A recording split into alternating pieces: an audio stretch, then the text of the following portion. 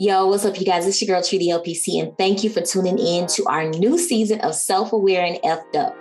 I know it's been a while, but we are back once again, and we're doing things a bit differently now. So quite a few things have changed since the last episode, like, a whole entire pandemic, but we're back and better than ever. For those of you guys who are tuning in for the first time, I want to give you guys a brief snapshot about what this podcast is all about.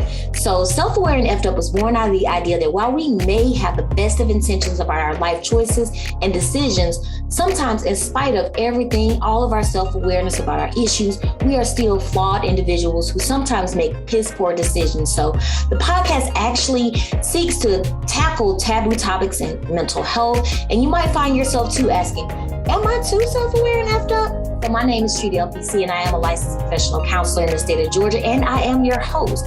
And when you really take a look at my life, you can definitely see that I am truly self-aware and effed up, but I wouldn't trade this journey for the world. So with that being said, we're going to go ahead and get into it. I have a very special guest for you guys today. Her name is Dr. Michelle Finneran, and we're going to talk with her a little bit about domestic violence. It's something that I've seen so much in my life. So just want to be able to share this topic with you guys and really chat with you guys about what, how, who, what, when, where, all of that good stuff related to domestic violence. So we're going to go ahead and talk with Dr. Michelle Finneran. All right, guys. So as I promised you guys, I have a very special guest with me today. She is from the state of Florida. Her name is Dr. Michelle Finneran, and she is the owner and operator of VEC Counseling Associates in Florida. She is a licensed clinical mental health counselor, and I'm so excited to have her. So welcome to the show, Dr. Michelle Finneran. Hey, Dr. Finneran, how are you doing? Good. Thank you for having me. It's such an awesome to finally meet you and connect with you, Centuries. It's been awesome corresponding with you. I love what you're doing on your podcast. It's super amazing. I'm really happy to be here. Thank you for inviting me onto your show. Thank you so much for reaching out. I was really happy when I got a chance to read the first email that you sent when you reached out, and just really reading about you and learning a little bit more about you. I was really impressed with your work and the topic that you talk about in your book. It's so amazing. Domestic violence is just something that is really tricky sometimes to deal with. And so it's great to kind of see your niche that you've kind of found for yourself and really being able to provide the supports, helping people understand better about how to work with people with who have experienced domestic violence, as well as also kind of giving some detail to the individuals in their lives who may be able to look at certain warning signs. So I did want to just ask, do you mind telling us a little bit about your background and how you became involved in helping victims of domestic violence or working with the domestic violence population? Sure. So I've been in the field of mental health I've started really young when I was like 18, 19 years old and undergrad. So I did about over 20 years span of mental health. I did 10 of which have been in community mental health centers, working with chronic mental health illness, and then and substance abuse. And then I did the last 13 years of my professional clinical career in private practice, which is called, like you said, VEC Associates, located in Coral Springs, Florida. So basically, I treat preteens, teens, adults, adolescents, marriages and couples, families, and communities. So right now, I have a PhD in conflict resolution, which is conflict resolution and dispute analysis, which helps deal with two or more people in conflict. So families, marriages, and also communities. I contract with some municipalities, some cities. I contract with some organizations, and anything that more than one person in the population that I'm dealing with it goes toward my PhD in conflict resolution and dispute analysis. The LMHC, which I'm licensed in the state of Florida, is working. That's how I'm able to open my private practice, is working with individuals and working with either individuals or couples, stuff like that. So my niche in my practice is really dealing with law enforcement officers, first responders, and service providers. So it's working with people who help people. Now, that's in my clinical practice. My research is a completely different hemisphere. My research is done in domestic abuse And the reason why I got into this particular book and this researching and surveying, interviewing survivors of domestic violence is when I was back in my PhD program, I worked for a local jail in the community, and I worked with female incarcerated inmates. Okay. Oh. And I was working in my PhD and still trying to figure out what I wanted to do for my dissertation. And as I ran groups, I ran like two hour blocks of groups of working on domestic violence, anger management, and conflict resolution unit. I would do groups, and I would facilitate psychoeducational groups for them. There are times where I do individual counseling and get to know a little bit more in depth about the inmates. And what I discovered when working and talking with the female incarcerated women were that a lot of these women were victims of domestic violence. And that absolutely floored me. I didn't realize that they got caught up in a very broken system. Yeah.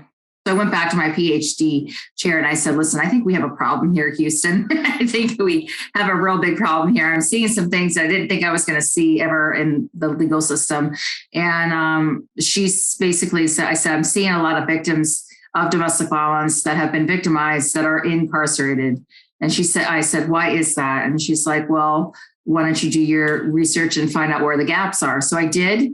So I did the research, and I found out there is absolutely no type of support or help formally, or different formal supports in the effective ways in which to help victim population, and in no way formal supports how informally to support victims of domestic violence. So when we talk about formal supports, we're talking about professionals, we're talking about law enforcement, we're talking about counselors, we're talking about clergy, we're talking about medical staff, we're talking about judicial system, we're talking about all those formal supports that have been utilized. And we're talking about informal supports, we're specifically talking about parents, relatives, friends, coworkers, and bosses.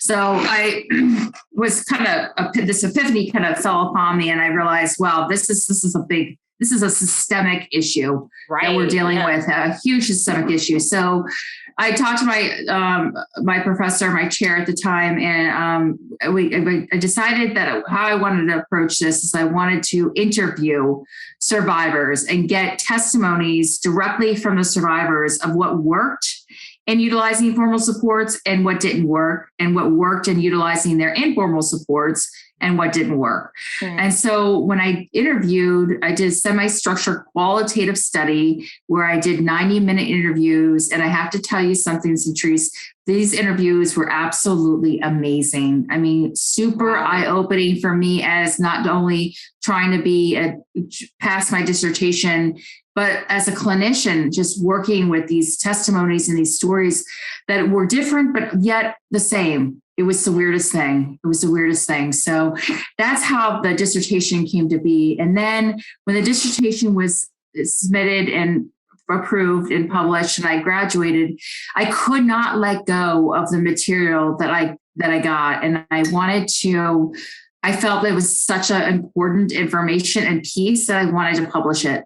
Wow. So I researched publications, and I got in contact with an academic publishing company called Routledge Taylor Francis Group. And they're an academic publishing group based out of London, and they have satellite offices. And that's when this dissertation and book came to be. Oh, wow.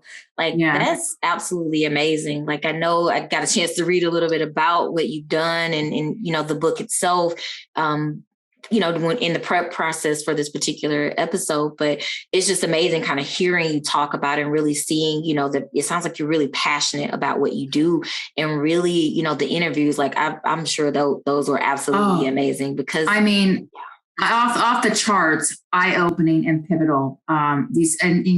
When you're a researcher in academia, separate from being a clinician, obviously how I attacked the interviews was not from a clinical standpoint. It was more of an interviewer academia standpoint.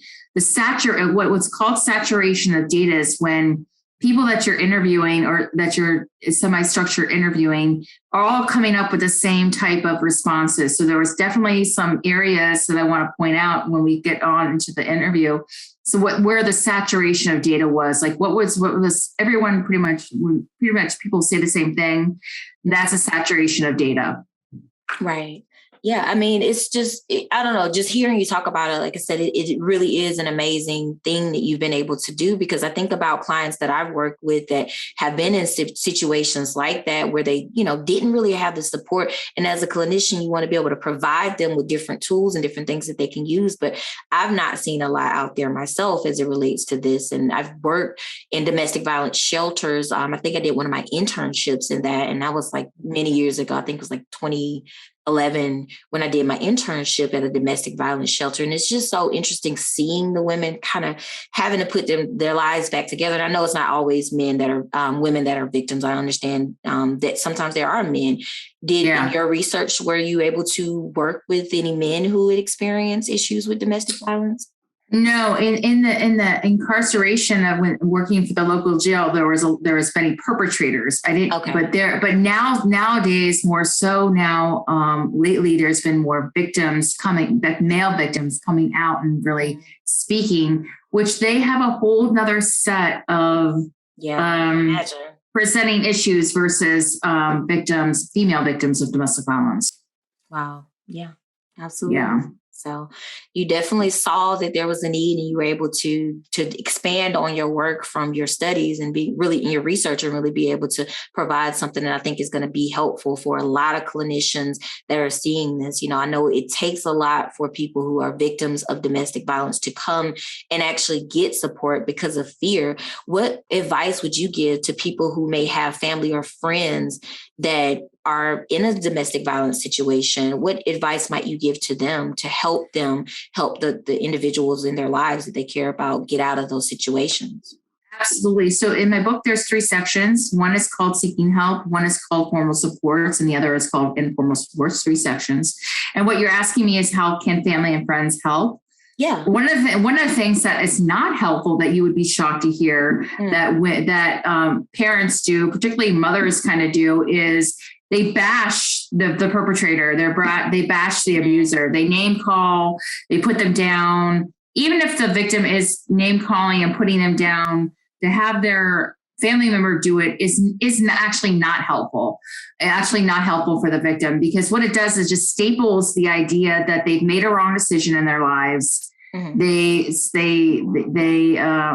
The person that has abused them, the victim has also a twisted feeling of wanting to protect them, which is called the Stockholm syndrome, right? Of wanting to protect them. So victims kind of get very defensive when their family members name call the abuser, the perpetrator, because they're still in a protective mode and have been for a long time. So that's just not helpful that family members do that and friends do that. They send up bashing. Instead, it's hard as a family member because you want to bash. You want to yes. You want to bash them, but for the person, for their daughter or the person who's receiving that, it's just not helpful. Just try to stay as neutral as you possibly can, not taking sides, because what's also detrimental is mothers and fathers kind of take the side of the abuser, which is, again, not helpful for the victim. So it's kind of this middle ground area where parents really have to stay in the middle in terms of providing not just tangible support like the babysitting or moving or financially, but a lot of the survivors that I studied and I interviewed, the saturation of data that I was telling you earlier, a lot of these victims of survivors had a very disconnected and unemotionally available attachment to their mothers. A lot of them. And you would think it would be the father, but it's not. Yeah, I would definitely think it would be the father in that case, just from... It's the mother. The mothers are the ones who are historically unemotional, detached, and not emotionally available for their daughters, growing up, rearing.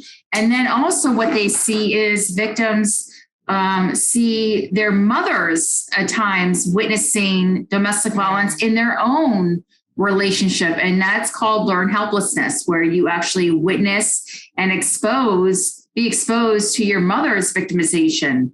And it's almost like this generational cycle of victimization throughout the women in particular families.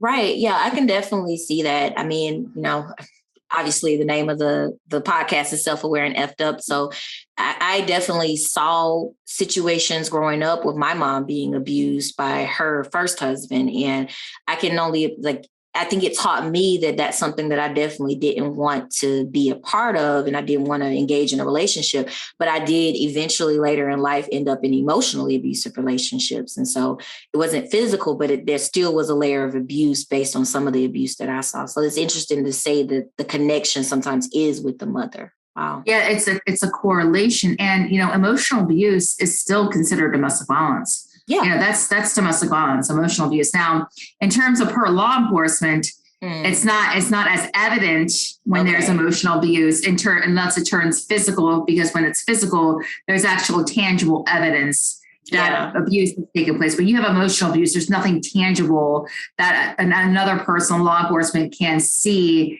that can cause for an arrest or cause for a charge for domestic violence. So what happens is emotional abuse gets so intense and so escalated that it ends up turning into physical abuse, which then, unfortunately, again, a very reactive system.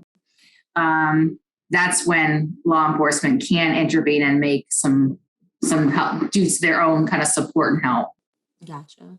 Yeah. So if, speaking from the perspective of a family member who maybe is noticing things that may be going on, if a person may be in a domestic violence situation, what are some of the signs that you kind of can recognize that something like that is going on? Well, the person who has been victimized, their personality starts to change a little bit. Obviously, their personality starts to change. They start to become a little bit more withdrawn.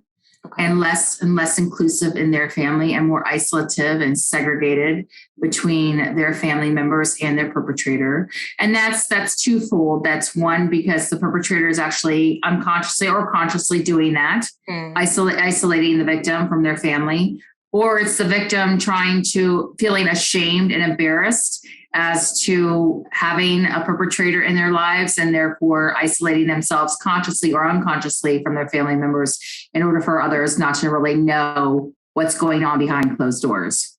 Yeah. So it's isolation. It's isolation. The biggest thing is like when the victims start to begin to isolate from their family dynamics, when they haven't been typically.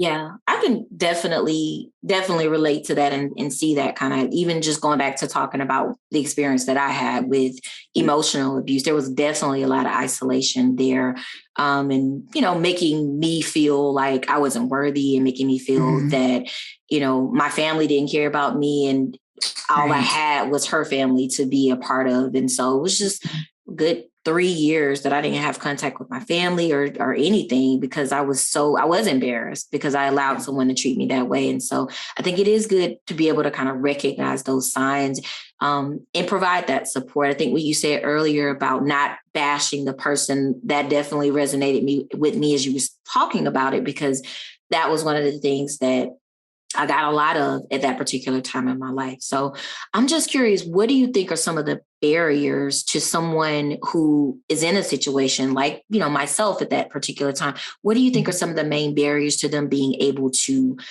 get out of that situation? I know you mentioned Stockholm, so just kind of. Yeah.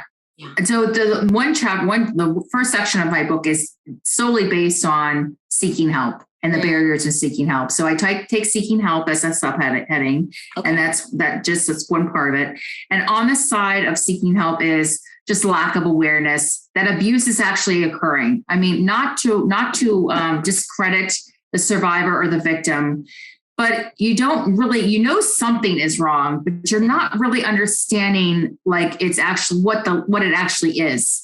You don't feel good. The other person's not making you feel good, but you can't really identify it as abuse, emotional abuse, physical, unless, it's not as, when you're in it, when you're in the relationship, it's hard to recognize it when you're in the relationship. versus when you're out of it. So when you're in the relationship, you feel something is wrong. And it's not so much denial, that maybe it's like a lack of unconscious awareness that this is actually considered abuse. So that's one barrier of seeking help that I came across.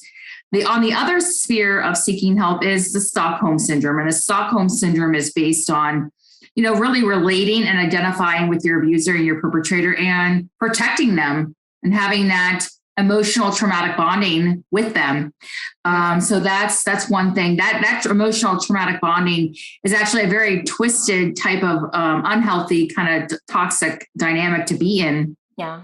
Because you feel emotionally obligated and protective of your abuser, who's then toxic and abusing you. And that kind of staples the person in a victimization. So the main question as to why don't you just leave is a very challenging and complex question to ask, and not really a fair one. If providers and service providers and people that are helping victims formally don't understand that it's an emotional traumatic bonding that keeps the victim stapled and situated there, and which I considered in the book called Stockholm syndrome.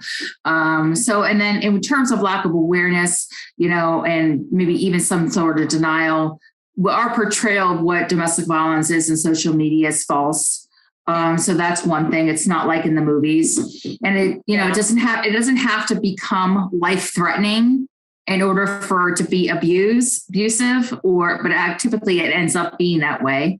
It doesn't have to be physically or emotionally life-threatening.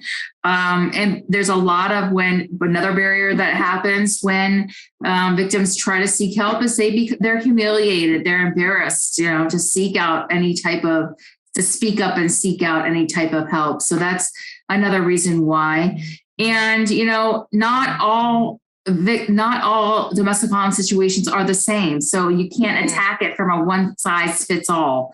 It's not cookie cutter like that. So it's very individualized, but depending on the victims, what they're experiencing in their abusive dynamic and what they need in terms of support. So when I interviewed survivors, I had people needing law enforcement. I had people needing different types of formal supports based on what the dynamics of their abusive relationship. So lack of awareness or denial, not like in the movies, life-threatening, humiliation and embarrassment, and not one size fits all.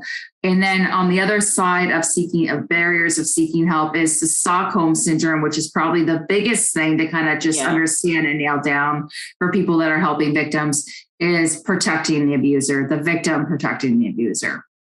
Okay. Absolutely. Thank you for kind of explaining that piece of it. As you were speaking, I was thinking back to just situations I've had with friends who have been in situations like that. And it is challenging as a loved one to see someone go through that, want to help them, but know that regardless of how much you want to help them and want to be there for them, that they're not going to necessarily be able to leave until they're ready to leave that particular situation. And I'm sure you've probably seen it even in a counseling setting before someone that they may get to that point where they put the person out and they're moving on with their lives. And then you go a couple of weeks into counseling and then that person starts to show back up. They love bomb them. They do things to try to get them back. And then, slowly but surely, usually that person, if they're not ready yet, they end up leaving counseling. What would you say to someone who is like myself, sometimes a bit cynical about working with domestic violence victims or helping them in your family, because you feel like you're going to be the one that's frustrated in the end because they're not changing or moving at the pace that you would want them to move? Definitely. In terms of, I have down for formal supports in terms of mental health providers and professionals who are working with domestic violence victims at the time. It's very interesting because, as therapists, obviously we have a set of our own agendas and our own biases. However, a victim comes to you and our go-to is, well, you got to leave. We need to build a safety plan. We need to get you safe, which is understandable. But the clinician has to understand that in order to be of service to the victim, you got to meet the victim where they're at.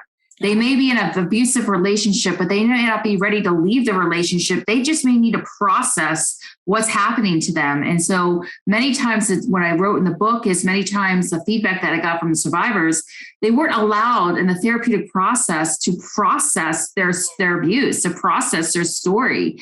And probably for the first time, that's where you do it the first time is in a clinical, professional, therapeutic setting. They weren't able to process it because the therapist had their own kind of agenda and quickly went to safety planning, which is not really where the victim was. You know, the clinician does the victim a disservice by speeding up their own process, right, and not meeting the victim where they're at in a therapeutic dynamic. So one of the things that therapists need to do is allow ample time for the victim to process their abuse. And if it's too hard for the therapist to hear, then they should be working with this population. So you got to know what you can and can't do as a clinician. So allowing that ample time, and probably for the first time, the victim processing their story and their abuse, ample time for that until they feel like they've said all that they need, get everything off their chest, said everything they need to say. And then you kind of assess where the victim is at. It's a slow step-by-step process. You just can't come in and say, I've been a victim of domestic violence and go right to safety planning and right to let's do an escape plan from your perpetrator, where that's not where the victim is emotionally. So yeah, I would say that that's pretty much the big disservices that clinicians do when working with the population of domestic violence survivors is they move on their own agenda too quickly and they don't meet the client, the victim, where they're at emotionally. And that's why they end up leaving therapy. Right. Yeah, I can definitely understand that. I mean, as I said, I'm definitely a bias, and that's not a population that I'm too comfortable working with because it's triggering for me because of my past history of seeing my mom and my past history of being in an emotional abusive relationship. And I know that that's not my niche, and I know that that's not where, that's not my client. And that's why yeah. I think it's great for you to even recognize that about yourself, what your limitations are and what you can't do therapeutically. I know there are certain populations that I will not work with, because of my own history or because it's not really where I want to go therapeutically. So I know there's two areas in my clinical practice that I will not take on. And so with that being said, it's good to know that about yourself as a clinician of what some of the things that you can do and what you can't do clinically. Because if you do it clinically and you're not capable of doing it clinically, you might be doing counterproductive. Absolutely. So I'll be referring them to you in the future.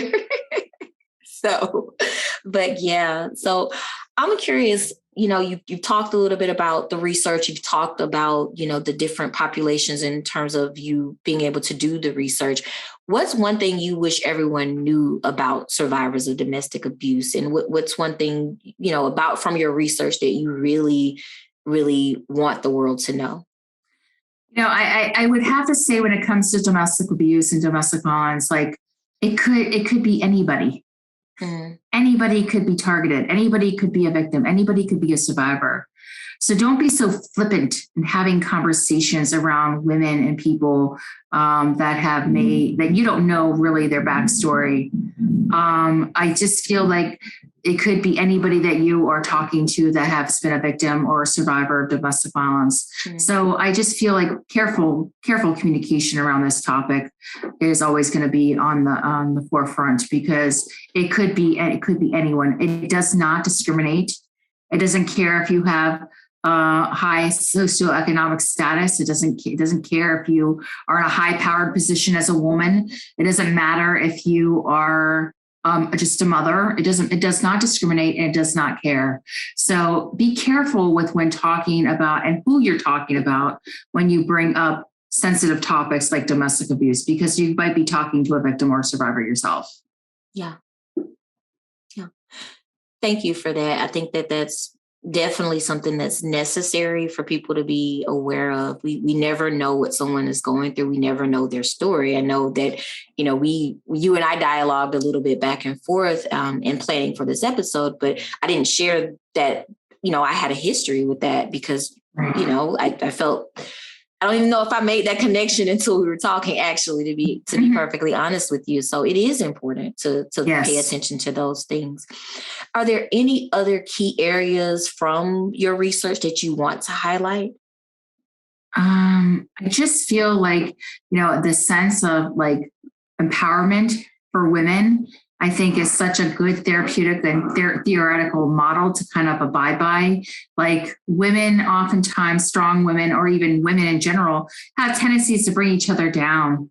And that's really not where we need to be as a culture and a society. We really need to be, as women, bringing each other up and empowering them to be strong and facilitate some, strength and some courage when they might not have it on their own, and not talk bad about them or degrade them or look down and put them up to them. So I think a sense of a sphere, a culture and a sphere of empowerment for women, I think is really what I like to see futuristically encompassing women helping women in general, or women standing up for women in general. Yeah.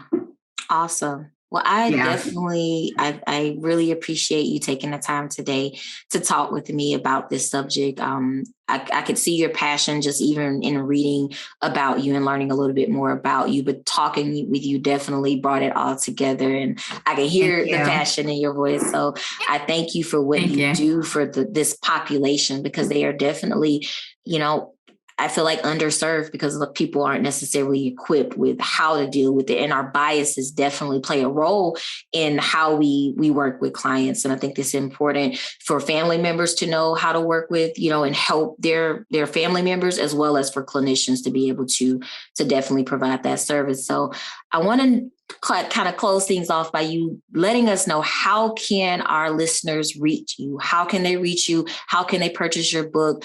I just want to put that on out there so that we can definitely make sure that people are more aware of how to work with clients and how to help their loved ones.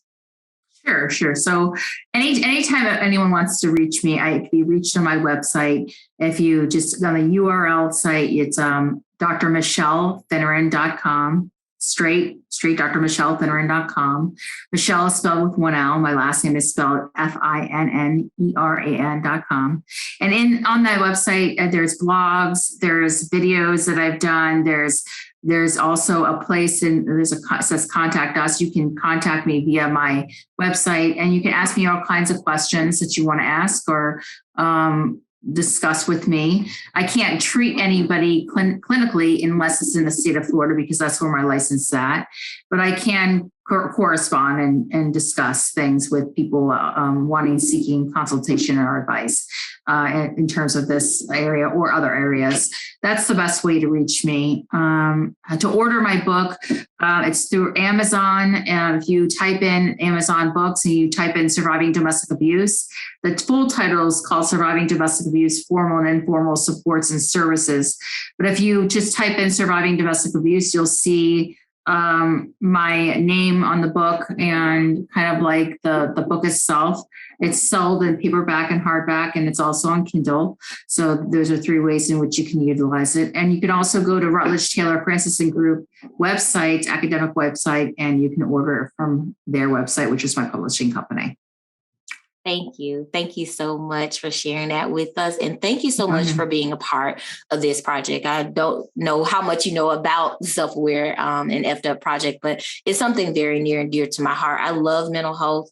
I've been in the mental health field really since 2004. I've only been fully licensed since 2016, but I've been in the field started out working in the inpatient setting and in group homes and inpatient psych, and currently I work for a crisis line, the Veterans Crisis Line. And so it's a lot of stuff in my background that I just really want to be able to highlight. And when you reached out and you just seeing what you were talking about, it was just really important for me to have you on the show. So I thank you so much for reaching out and coming to speak with me today. I really appreciate it. Thank you so much. I got to tell you something, your podcast, you might not be aware of this, but this is how domestic violence victims and people that have mental health, how they educate themselves is through these types of podcasts, through your podcasts.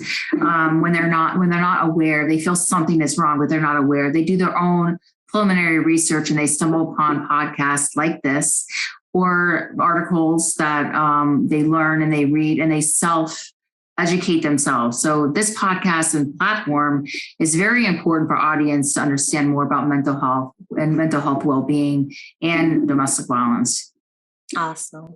Well, thank you so much again. Thank you for being a guest. We are going to wrap this thing up, but I want to thank everyone who's listening for tuning in. Be sure to follow me on all social media platforms under the handle Treaty LPC. Stay tuned for new episodes that'll be dropping weekly very, very soon. So until next time, be safe, be well, and be true. Peace and love.